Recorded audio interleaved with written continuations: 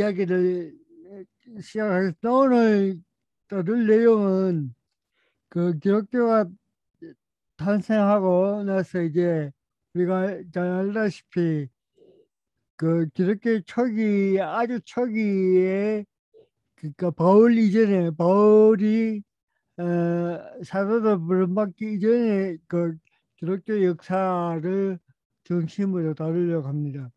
그 지난주에 말씀드렸다시피 이쪽 부분에 대해서는 큰 그 문헌들도 자료도 많이 남지 않아서 이 부분이 또 시학계에서 많이 그 연구되지 못하는 부분 중에 한 부분인데 그럼에도 불구하고 몇 개의 책들이 몇 권의 책들이 있어가지고 그 책들도 참조해서 아마 이 부분을 지금 같이 이야기를 하려고 합니다. 그리고 또 하나는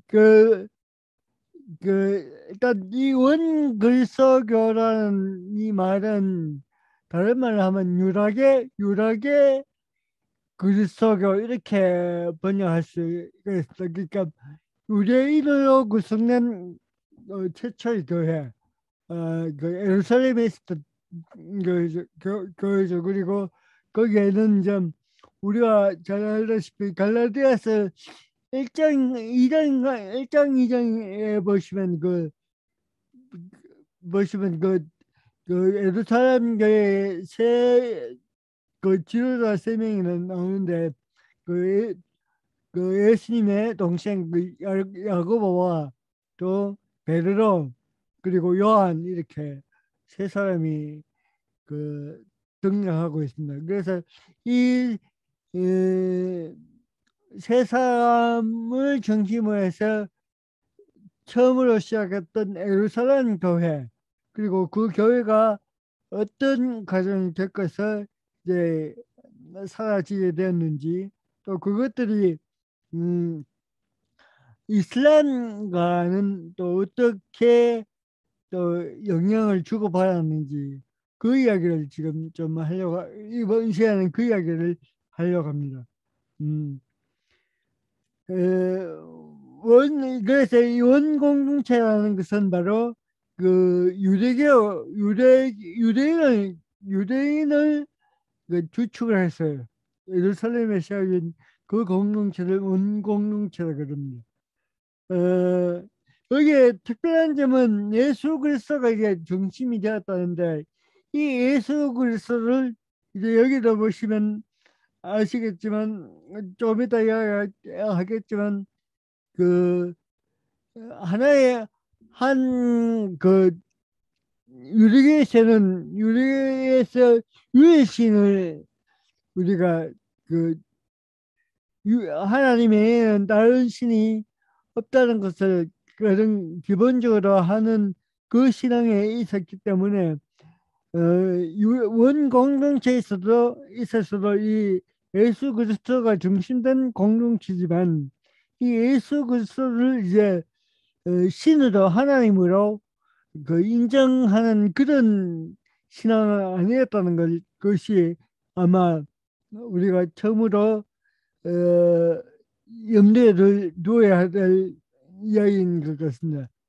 그 예수 그리스도가 중심이 되었던 이 그 유대인을 중심으로 해서 세워진 이 공동체에 있어서 예수는 신이 아니었다. 그 하나님이 아니었다는 거죠. 하나님은 그러니까 예수는 하나님의 대의자 혹은 그 대언자일 뿐이지 그 하나님으로 인정되지는 않았다는 걸 이제 그게 가장 기본적인 어떤 유대인 공동체에 있어서 가장 기본적인 구조다. 그렇게 이야기를 할 수 있겠습니다. 이야기를 할 수 있겠습니다. 그리고 이 원공동체, 기독교 공동체가 그 당시에 있었던 유대교 공동체와 다른 점은 그 성찬과 또 세례가 있었는데 이 성찬과 세례도 따지고 보면은 엄밀히 따지고 보면은 유대교에서 영향을 받은 그런 또 제도이고 제도라는 것을 우리가 볼 수가 있습니다.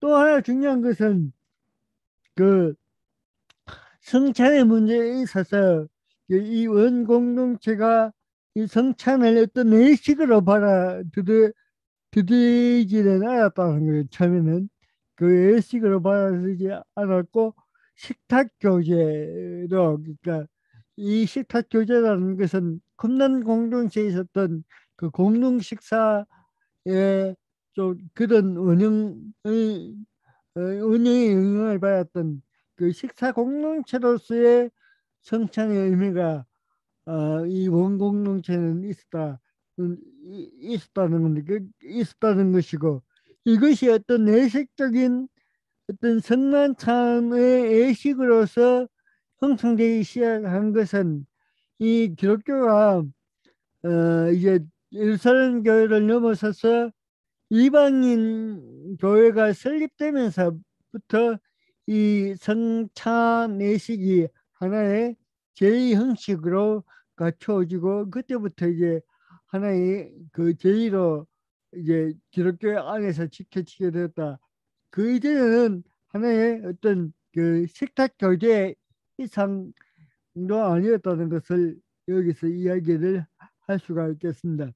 그리고 이 세대라는 것도 그 에센에서 보면, 에센의 종파에서 보면 이 세대라는 형식이 그 존재했다는 것을 우리가 알 수가 있습니다. 어쨌든 그래서 이 원 공동체는 예수 그리스도를 중심으로 하지만 여전히 유대교의 뿌리를 두고 있었고, 또 하나 이제 여기서 또 중요한 점은 이 유다의 교회, 유다의 기독교 공동체에 있어서 교회라는 것은 임시적인 성격을 가지고 있었던 교회라는 것이죠. 그러니까 이 교회라는 것도 그 당시에 있었던 혈안과 또 영서 선상에 놓여 있는 하나의 기구로서 그 역할을 그 역할을 했으며, 또 이 우리가 그 초기 기독교의 패러다임을 이제 묵시문학적인 그 패러다임으로 이야기했는데, 그 이 교회가 임시적 기구가 될 수밖에 없었던 그러한 이유는 바로 임박한 종말을 기대하는 그런 모임으로서 이제 되었기 때문에, 그 뭐랄까, 이 기구가 제도화되거나 조직화되지 않았다. 그러니까 이 조직화되고 제도화되었던 것은, 이것도 이 교회가 하나의 에, 이방인 교회로 들어서면서부터 교회가 조직화되고 제도화되고 또 교리가 생겨나고 어, 생겨나기 시작했다는 거죠. 그 이전에는, 그러니까 예루살렘 공동체에서는 이런 교회가 제도화되거나 조직화되지 않았다는 것입니다. 왜냐하면 이 교회라는 공동체가 영속적이고 영구적인 어, 그런 조직체로 그 의도된 게 아니고 임시적인 어떤 기구로서 또 존재했기 때문입니다. 그래서 그 이 기구, 이렇게 조직된 이 공동체는 지난 시간에 이야기했던 것처럼 그 이스라엘에 있어서 각 계층의 사람들이 다 몰려, 다이 계층의 사람들이, 모든 계층의 사람들이 이 공동체의 구성이 되었다고 지난주에 이야기를 했습니다. 그리고 특별히 또 하나는 이 교회에서 그, 그 뭐냐, 저기 사랑전 그 초대교회에 그 보시면 교회 지도자들은 디아코니아라고 이야기를, 명칭을, 그 명칭을 써서 어떤 지배적인 그 어떤 그 계급적인 그 구조로 어, 이해되지 않았고, 봉사하는 그런 위치에 봉사자로서 이제 교회 지도자들이 그 초대 교회에서는 그렇게 이해되었다는 거죠.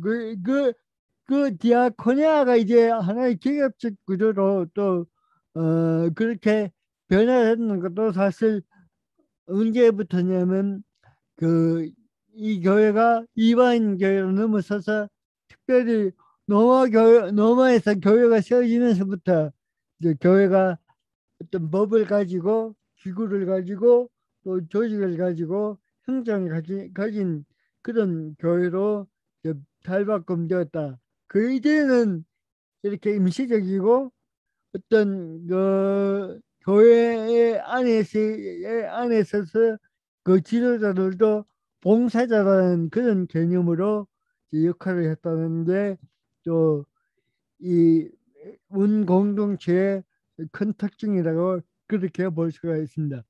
그 밑에 이제 사도들이 죽은 후에 신께는 원로던 이 이야기는 바로 그 이방의 교회가 생기면서 그 형성되기 시작한 했던 그 교회 안에 여러 가지 그 뭐랄까 교회의 직원들, 교회의 일꾼들이라고 그렇게 표현할 수가 있습니다. 그래서 지난주에 그 소개해드린 사도전성이라는 그 책에 보면 서품과 서임으로 나누고 서품 받는 사람은 감독자, 장로, 봉사자.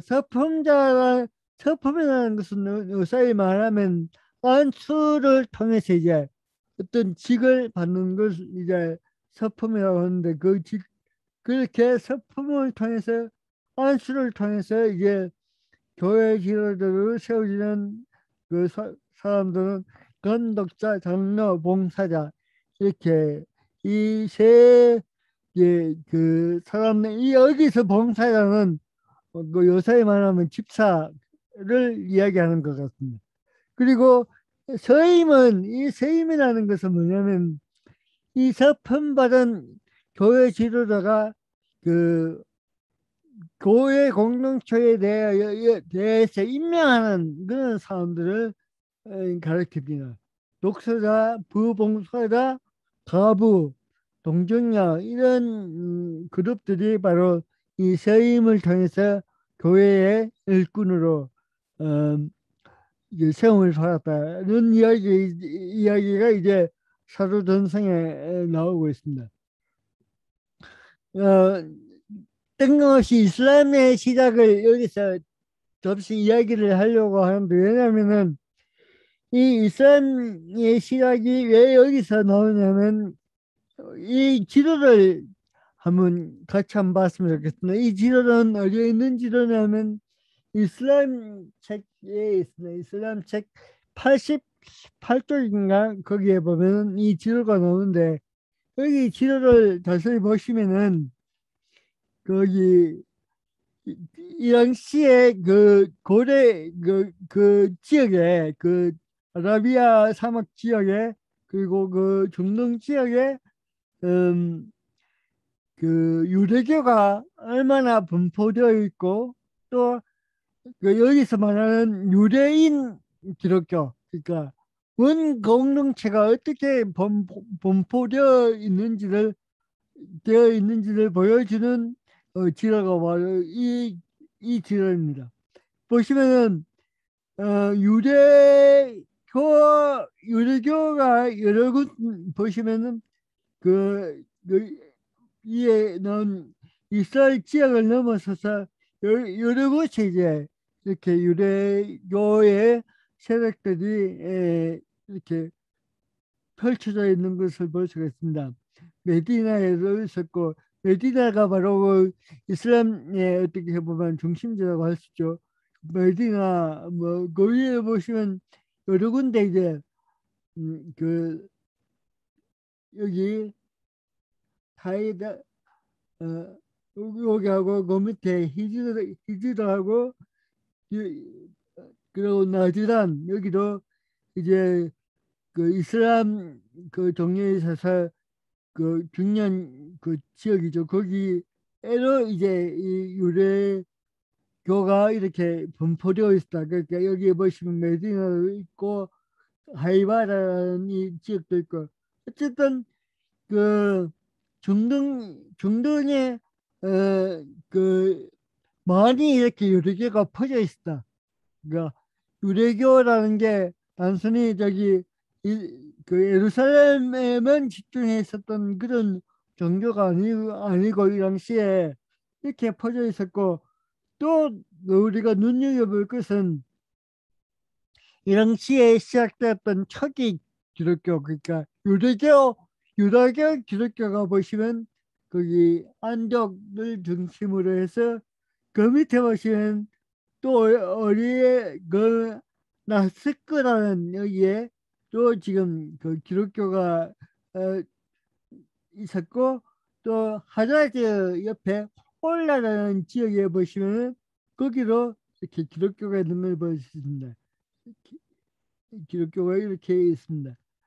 그러니까 유대교가 이렇게 확장되어 있었던 것 같이 또 유대교 기독교로 이렇게 중동 지역에 이렇게 펼쳐져 있었다. 그러니까 그래서 이 그 이슬람의 시작은 바로 이렇게 펼쳐져 있는 그 유대교 기독교와 그 유대교의 영향을 받을 수밖에 없었다는 것을 이제 이슬람 시작에서 우리가 볼 수 있는 겁니다. 페르시아만과 홍해 사이에 이렇게 기독교와 유대교가 이렇게 펼쳐져 있었고 여기서 또 무엇이 이제 생겨나기 시작하냐면 그 바로 그 이슬람이 이런 지역에서 바로 생겨나기 시작했다는 거죠. 그래서 교년 7세기부터 교년 7세기라는 게 바로 그 뭐냐면 바벨론 포로기 때죠. 그때부터 유일신 사상이 이제 구약 유대교의 늘 중심에서 유일신 사상이 이제 태동되기 시작했고 그 유일신 사상이 그 예수님 당시에 그리고 예수님께서 그 부활하신 그 이후에 처음 교회가 생겼을 때는 바로 지금 이야기하고 있는 유대교 기독교 안에도 이런 유해신 사상이 강력하게 뿌리를 내리고 있었다. 그러니까 그 유해신 사상이 그 유대교랑 기독교 초대 기독교에 있었고 이 유해신 사상이 또 어디에 전파되었느냐면 이슬람에 전파되었다. 그러니까 그런 점에서 이슬람이란 이 종교는 단순히 그 독립적으로 생겨난 그 종교가 아니고 어, 그 유일신을 기본으로 하고 있는 유럽의 유럽의 기독교의 어떤 영향을 받아서 생겨난 그 종교가 바로 이슬람이다가 꼭 그렇게 이제 그 한스킹은 보는 것 같습니다. 그래서 여기에 보시면 이 기독교가 아랍 형성에도 중요한 역할을 했던 걸로 이제 기록되어 있습니다. 그리고 이 알라라는 이 명칭은 그 이스라엘 아라비아 지역에 있어서 유일신의 명칭입니다. 그래서 이 알라는 다른 말로 하면 이 알라라는 말이 이제 유대교에서는 야훼라는 그 명칭으로 이제 바꿔 쓸 수 있다 이렇게 보는 거죠. 그리고 그럼에도 불구하고 이 이슬람 종교가 생겨나면서 이제 무엇이 거부되었느냐면 교리화된 헬레니즘 그 기독교가 이제 거부되었다. 왜냐하면 이 헬레니즘 그 교회가 거부된 기독교가 거부된 이유는 유일신이 아니고 유일신이 아니고 삼일체 이게 삼일체 교리를 가지고 있는 이 기독교는 이제 그 이슬람에서 거부됐고 유대교에서 거부되었다는 겁니다. 그래서 이런 점에서 어, 그 이슬람의 시작은 뿌리는 아마 이 두 개의 종교에 있지 않은가 이렇게 킹은 이야기하고 있습니다. 그래서 제가 그, 그, 원 기독교 공동체를 이야기하면서 이슬람 시작을 잠시 이야기했던 겁니다. 이슬람 시작은 늦게 출발했지만 늦게 출발했음에도 불구하고 뿌리는 이제 그 유대교와 기독교의 그 뿌리를 가지고 있다. 그 이야기를 지금 하려고 그 이야기를 했습니다. 이제 이 유대계 그리스도가 이렇게 그, 그 영향을 계속 발휘하다가 언제쯤 이제 이 유대계 그리스도가 이제 사라지게 되냐면은 그 예루살렘 몰락이죠. 그러니까 130년경에 있었던 로마의 침략으로 해서 예루살렘이 이제 그 완전히 그 로마에 의해서 그, 폐허가 되면서부터 이제 그 유대교로 그렇고 이 유대교 그리스도교로 이 이때에 이제 몰락의 길을 걷게 됐다는 겁니다. 그리고 우리가 잘 알다시피 이때 또 일어났던 게 바로 그 야고보가 바로 이 당시에 또 순교라는 그런 사건이 일어나게 되는 거죠. 그래서 이렇게 해서 이제 유락의 그리스도교가 서서히 이제 어, 그 없어지게 되는데 어쨌든 이 유락의 그리스도교는 이 베드로 야고보에 의해서 또 예루살렘이란 그 어떤 신앙의 유일신 신앙의 그 중심에서 생겨난 그리스도교를 이야기합니다. 그리고 이그 잠시 있다가 이야기를 또 하겠지만 이 유다의 그리스도교가 했던 가장 큰 역할이 뭐냐면 그 영지주의라는 그 이단으로부터 막아내는 역할을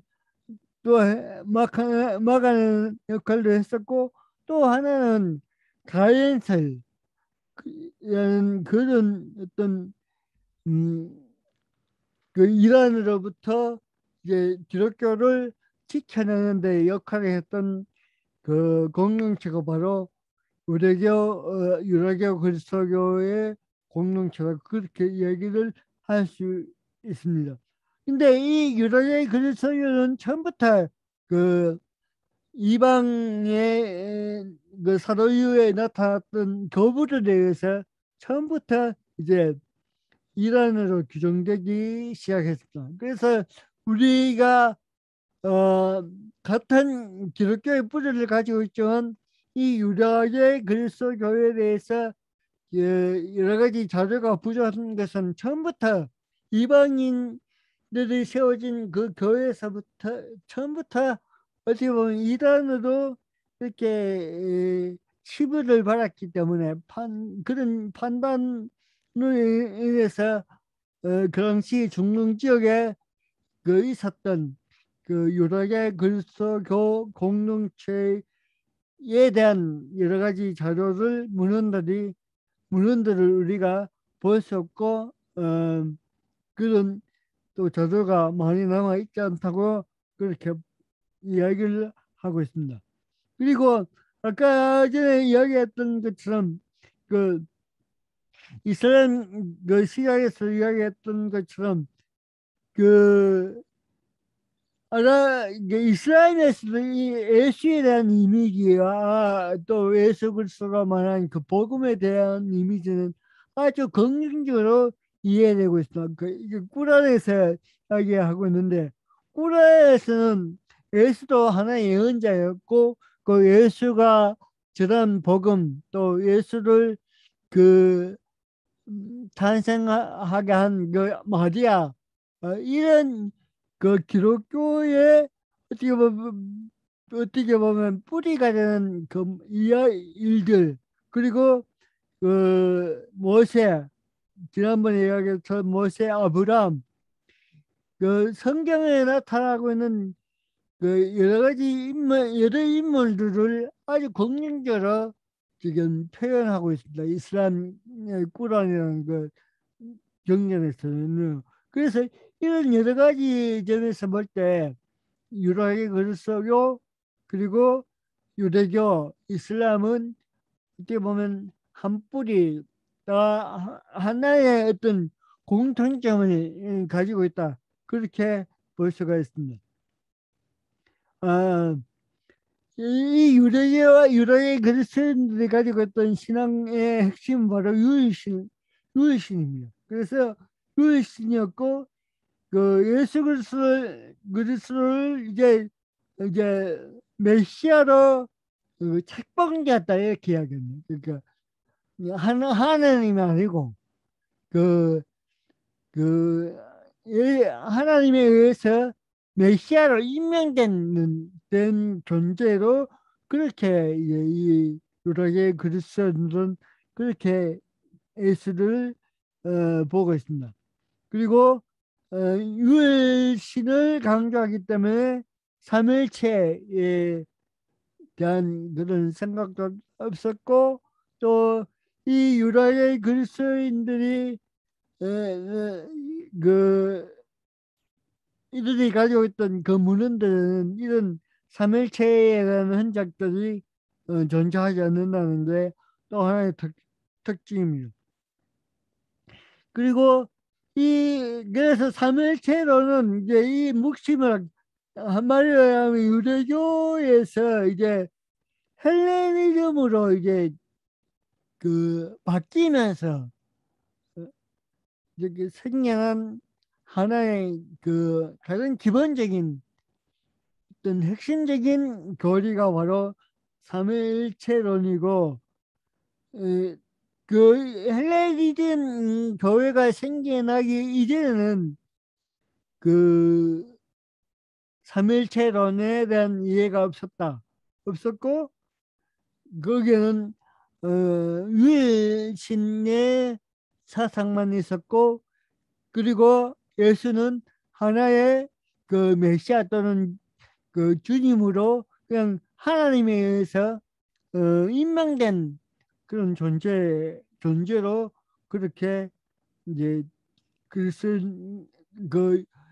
기독교 공동체도 그렇게 보았다는 겁니다.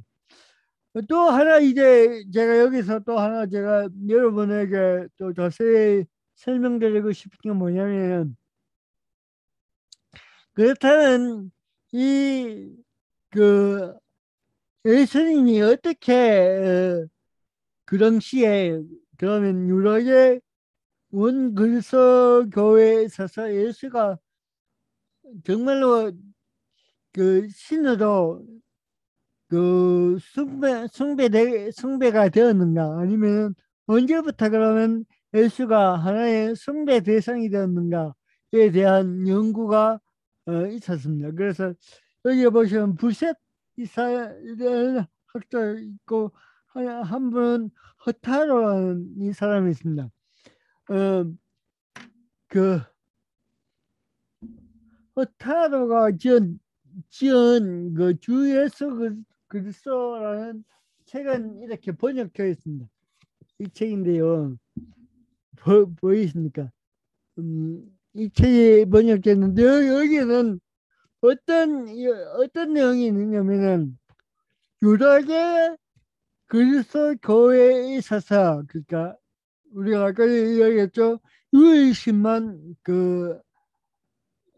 유일신 중심으로 해서 생긴 그 교회에서 예수 그리스도가 어떻게 숭배되는가, 언제부터 예수 그리스도가 메시아로 또는 주님으로 숭배되는가를 그 여러 자료의 흔적을 통해서 연구하고 조사한 책이 바로 이 네리 허타로의 주 예수 그리스도라는 이 책입니다. 그리고 이 책 이전에 이제 불셋이라는 이 사람이 지었는 주 그리스도라는 이 책도 여전히 역시 그 원 공동체에서 어, 예수 그리스도가 어떻게 이제 숭배되고 예배의 대상이 됐는가를 연구한 책이 바로 이 주 그리스도라는 책인데, 그러니까 불셋의 이론과 허타로의 이론이 다릅니다. 거기 보시는 불셋에 의하면 예수가 숭배된 것은 헬레니즘 이방 공동체에서부터 이제 신으로 숭배되기 시작했다고 이렇게 보는 겁니다. 그전에 있어서는 이제 부활하신 그리스도를 인자 묵시문학적인 그런 어떤 인물로 이제 예수를 보았다. 그러니까 유대교 그리스도인들에게 있어서 예수는 여전히 신이 아니고 묵시문학적인 인물에 이제 불과하라는 거죠. 그리고 이 묵시문학적인 인물에 불과했던 예수 그리스도가 신화도 되는 것은 헬레니즘의 점에서 기독교가 전파되기 시작하면서부터 이제 예수가 그 신으로 이제 숭배되기 시작했다는 게 바로 이 부셋이라는 사람의 그 이야기고, 허타는 어떻게 이야기하고 있느냐면 그 중요한 게 뭐냐면 우리가 유일신 신앙의 변형된 형태다. 그러니까 그래서 예수는 처음부터가 언제부터입니까? 원 그리스도교부터 예수는 어떤 그 숭배되기 시작했다. 신적인 존재로 그렇게 보는 겁니다. 그래서 예,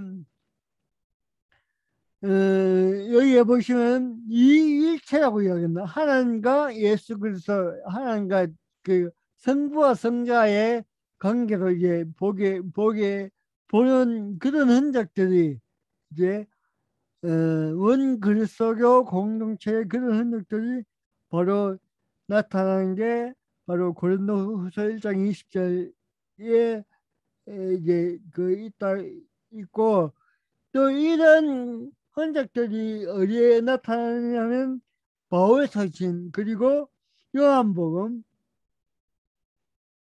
그리고 여러분 또 신약 성서 시간에 배웠죠. 큐자로.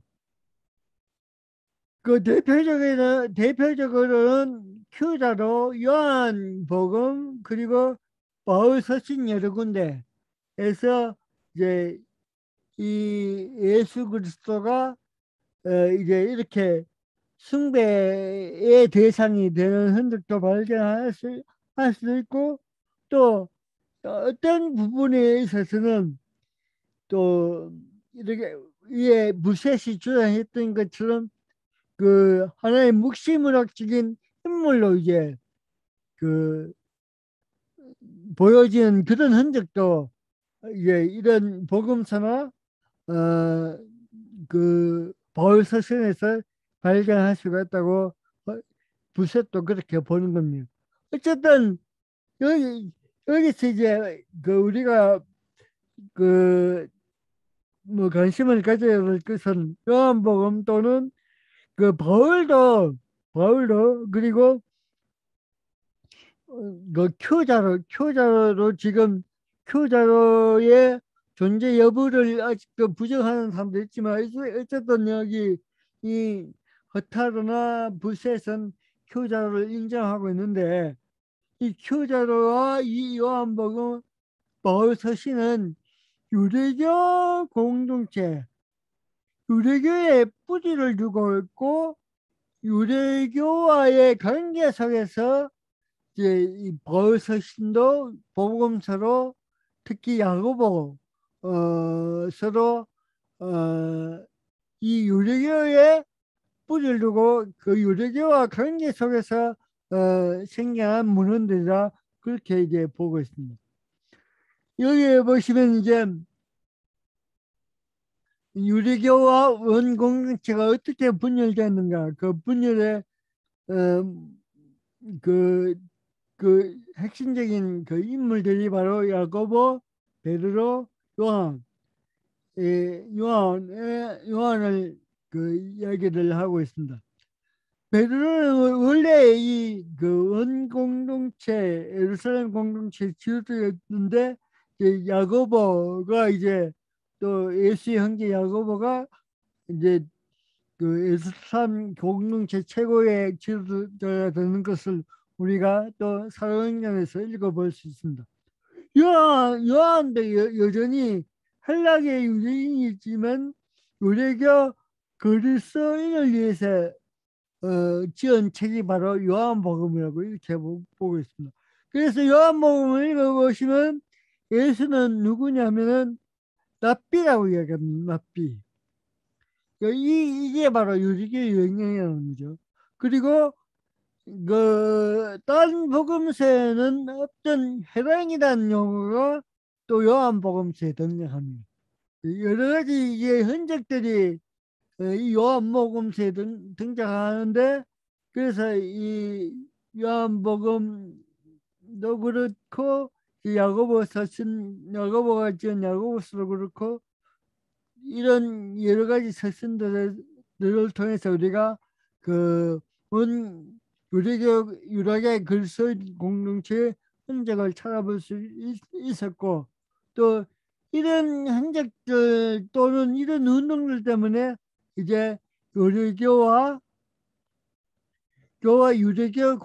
유대교 기독교가 분열되는 그런 이제 원인들이 여기서부터 제공되어졌다 그렇게 이야기를 하고 있습니다. 또 하나 이제 여기서 베드로에게 중요한 것은 이제 베드로가 노마야에 이제 선교를 했느냐 그리고 했느냐 안 했는가 또 그 베드로가 정말로 노마에서 선교를 했는지 안 했는지 여전히 이제 그 해결되지 않은 문제점이다. 왜냐하면 이 베드로의 노마의 선교를 통해서 뭐가 이제 정당화되느냐면 교황 제도가 여기서부터 이제 그 정당화를 갖기 시작하는데 이 베드로가 노마의 베드로랑 이 노마와 어떤 역사적인 관계가 있는지 아직도 불명확한 게 이제 그 킹의 그 주장입니다. 그래서 이 야고보, 베드로, 요한 이 세 인물을 통해서 기독교가 그 유대교 기독교가 형성되고 이제 시작됐지만 또 이 세 사람의 활동에 의해서 그 철저하게 유대교랑 이제 기독교랑 분열되는 그런 상황이 되었고 이렇게 되면서 이제 또 어떤 문제가 생겨나기 시작했느냐면 유럽의 그리스도교가 이제 조금 이따가 이야기하게 되지만 완전히 왕따가 당하는 거죠. 어디로부터 유대교로부터 왕따를 당하고 또 이방인 기독교로부터 왕따를 당하게 됩니다. 그래서 이제 이 유락의 그리스도교는 완전히 이제 흔적 없이 그 사라지게 되는 그런 운명을 맞이하게 됩니다. 그 이제 요한복음이나 이거 거기 저 뭐냐 마을 서신에 나타나고 있는 그 선제 예수님의 선제 사상도 이제 요한복음이냐 요한복음 또는 바울 서신에서는 그 어떤 성자로서의 존재를 의미하지 않는다. 선제 사상이라는 게 분명히 있지만 그 선제 사상이 그 하나님과 예수 그리스도가 그 일체된다는 그런 의미로서 선제 사상을 이야기하지 않고 있다는 겁니다. 그래서 그 요한복음에서는 예수 그리스도가 신격화되지 않고 그, 그 제자들에 의해서 신격화되지 않고 예수 자신도 자신을 그 이제 신으로 그 이렇게 이야기하지 않는다는 거죠. 그래서 요한복음도 이제 어떻게 보면 이 하나님과 예수 그리스도의 어떤 관계를 처음부터 어, 일체 하나님의 삼일체론적으로 그렇게 보지 않는다는 게 여러 학자들의 의견인 것 같습니다. 그래서 푸셀 이야기도 나오고 또 그, 조금 이따가 다시 이야기하겠지만 그, 그 뒤에 나옵니다. 뒤에 이 대표적인 학자들에 의하면은 요한복음이나 바울 서신에서 나타나고 있는 이 예수 그리스도의 그, 그 존재는 그 신적인 그런 존재가 아니고 그 어떤 아까 이야기했던 것처럼 대언자 또는 그 이슬람에서는 예수님을 예언자의 한 사람을 보고 있죠. 대언자 또는 앞에 이야기했던 것은 책봉된 존재, 하나님부터 임명된 존재. 자, 이게 바로 이제 유대교 그리스도교의 이제 그 기록 그리스도론의 핵심이라고 볼 수 있는데 이것은 또 이 뿌리는 뭐냐면 바로 유일신 그 하나님만이 유일하신 분이라는 그 개념에서 그 교리에서 이렇게 이런 이야기들이 발생되었다는 것이죠. 자, 외톨이가 된 그 유대교 그리스도교 아까 전에 이야기했던 것처럼 야고보 선교에서 이제 예루살렘 교회가 그 예루살렘에 파괴되고 예루살렘 파괴로 인해서 온 그리스도교 공동체가 파괴되고 그래서 유대 지역을 벗어났고 아까 전에 그 치료에 보셨다시피 여러 그 중동 지역에 이제 그 퍼져나가게 됐습니다.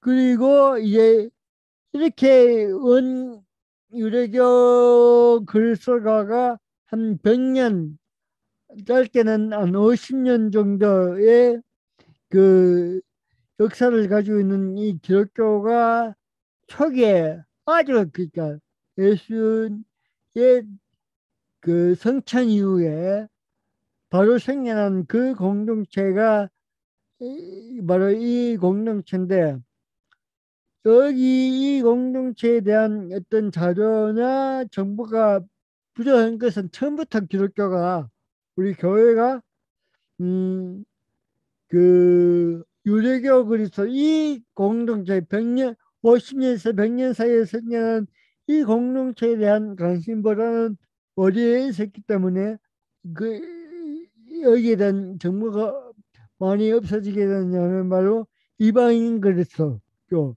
그러니까 바울에 의해서 생겨난 그 이방인 교회 때문에 이제 이런 이 교회에 관심이 적어졌고 특히 교부에 의해서 이제 단성론자. 그러니까 예수는 그, 우리가 뭐 참 하나님, 참 신이라고 그렇게 어, 우리가 교리적으로 그렇게 고백하는데 그 참 하나님, 참 인간이 아니고 참 인간으로서 그 존재하는 예수를 이야기하는 게 바로 단성론이죠.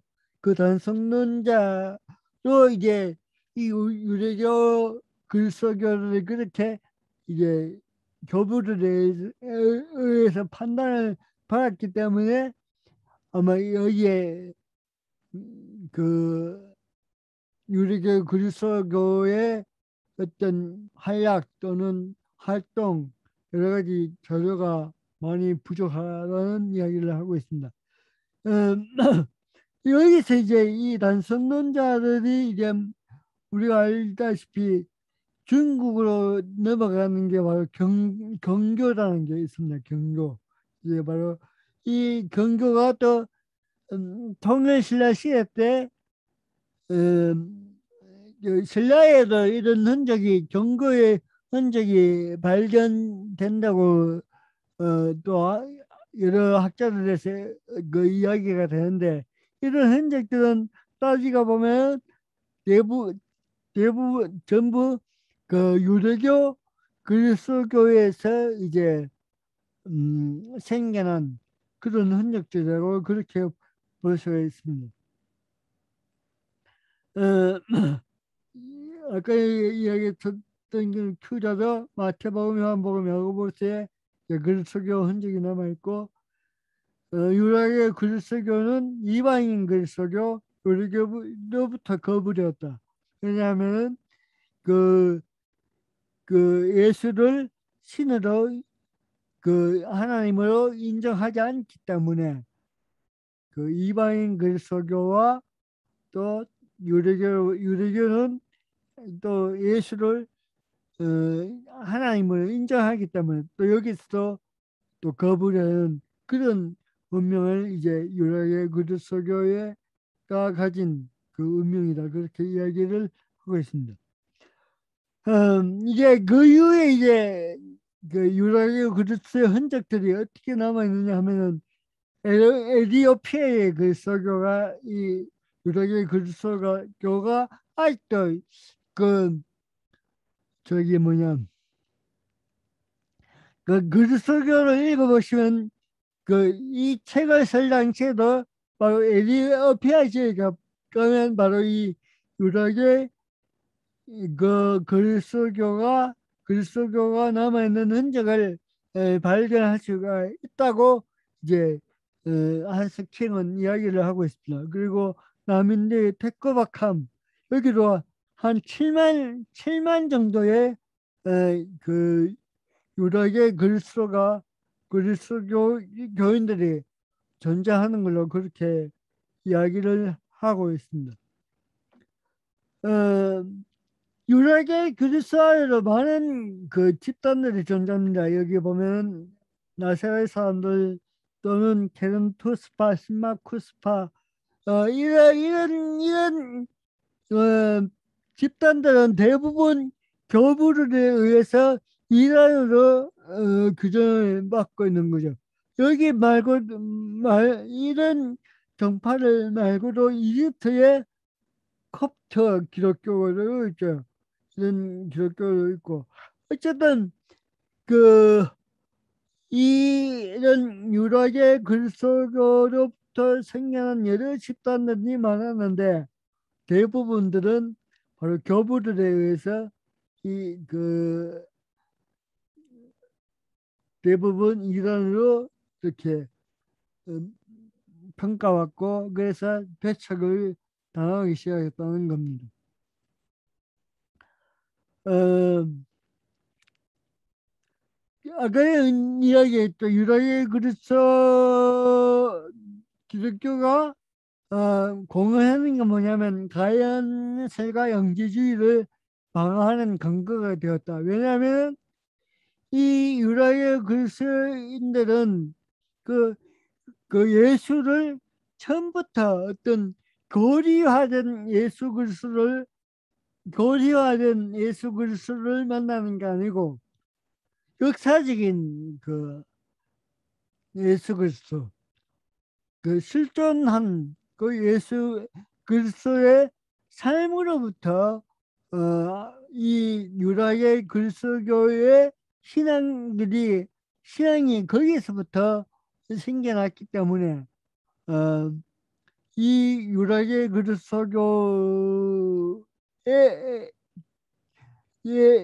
교회에서는 이제 이 다연설, 그 예수가 영적인 존재로 또는 응지주의처럼 그 육체와 영적인 것을 완전히 분리해가지고 어떤 추상적이고 이론화되고 관념화된 그 이런 그리스도교의 그런 흔적들을, 그런 어떤 공격들을 이 유다의 그리스도인들이 방어하는데 일조를 했다는 게 바로 이 한스킹의 이야기입니다. 어, 이 유다의 그리스도인들과 또 쿨한 게 이제 공통점이 있다고 이제 이 한스킹은 이야기하고 있는데, 아까 이야기했죠. 이 이야기 유래의 그리스도 사상 무하마드에게 전해졌던 이야기는 아까 우리가 지어에서도 읽을 수 있었던 것처럼 이 그리스도인들의 사상이 그 당시 중지에 퍼져 있었고 그 유래계로 그 퍼져 있었기 때문에 이런 사상들이 무하마드에게 일정 부분 이제 영향을 줬다는 이야기입니다. 그래서 이 스트레크라는 학자나 뭐 컬페, 세를 이런 이 사람들의 대부분 이제 이야기하는 거는 바로 우리가 앞에서 이야기했던 것처럼 이 이슬람이라는 그 종교는 이 모하마드에 의해서 생겨난 이 종교는 바로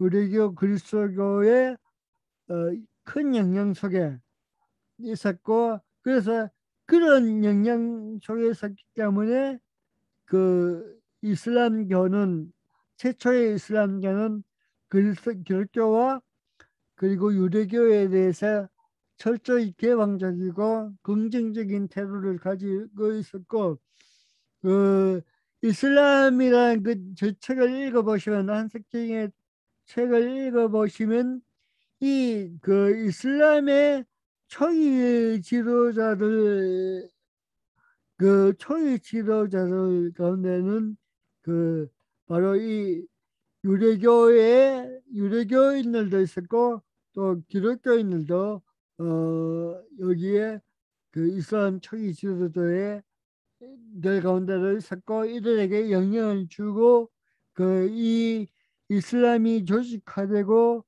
또 이 하나의 그 집단으로 그 조직화되는데 일조를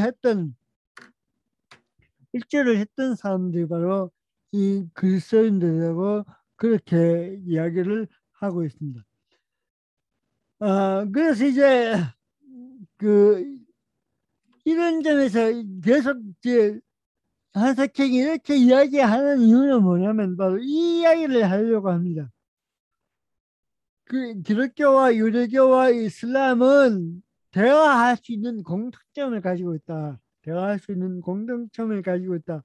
그 공통점은 그 기독교가 생겨나면서부터 또는 유대교가 생겨나면서부터 이미 서로에게 세 종교는 서로에게 영향을 끼치면서 어, 생겨났고 그렇기 때문에 또 하나의 뿌리는 지난 계속 이야기하고 있는 것처럼 유일신 사상이라는 게 바로 어떻게 보면 세 종교의 뿌리고 그리고 기독교나 유대교에서 이야기했던 신앙의 조상들 아브라함, 모세 등 이, 이, 이 신앙의 조상들에 대한 그 긍정적인 평가는 공히 기독교든 유대교든 이슬람이란 다 같이 이제 이 그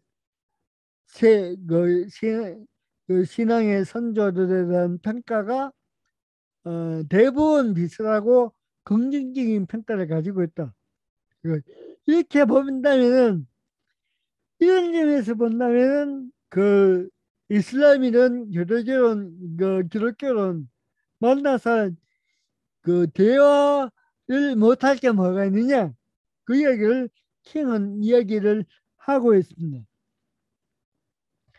만약에 그래서 음, 유대교에서는 예수를 위대한 예언자로 수용할 수 있는 가능성도 있고 또 기독교에서는 예수를 어, 그 어떤 임명된 그 예언자나 그 하나님의 아들로 이렇게 예수님은 삼일체론적인 관점만 이걸 뭐냐 양보를 한다면 충분히 그 기독교는 유대교와 이슬람과 이제 만날 수 있고 대화할 수 있다는 이야기를 하려고 합니다. 왜냐하면 오늘 보았듯이 이 세 개의 종교는 서로에게 공통점이 너무 많고 서로 영향을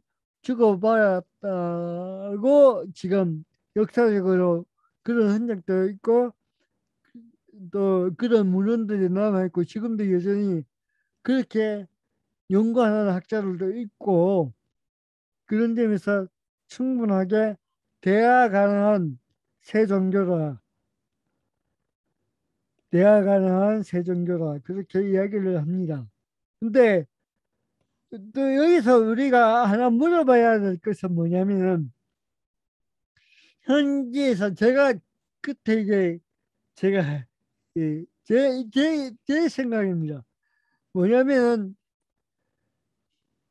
그 소위 역사적 청산이라는 게 가능할 수 있겠는가? 이 말은 뭐냐면 이 세 종교가 뿌리는 같았지만 그 뿌리도 같고 서로에게 영향을 주고받아서 이 세 종교가 생겨났지만 그럼에도 불구하고 이 종교가 지금까지 흘러오면서 역사적으로 흘러오면서 서로에게 대하여 많은 상처를 주고 받았는데 그런 역사적으로 상처를 주고받고 했던 그 모든 역사적인 흔적들을 역사적인 어떤 뭐랄까 공과 그러니까 그런 것들을 청산을 할 수 있는가. 다시 말하면 서로에게 준 상처들을 완전히 그 뭐야 용서하고 이해하고 우리 이제 이때까지는 우리가 참 여러 가지로 잘못했다 서로에게 잘못했다 한마디로 이야기하면 이런 거네요. 그래서 그 모든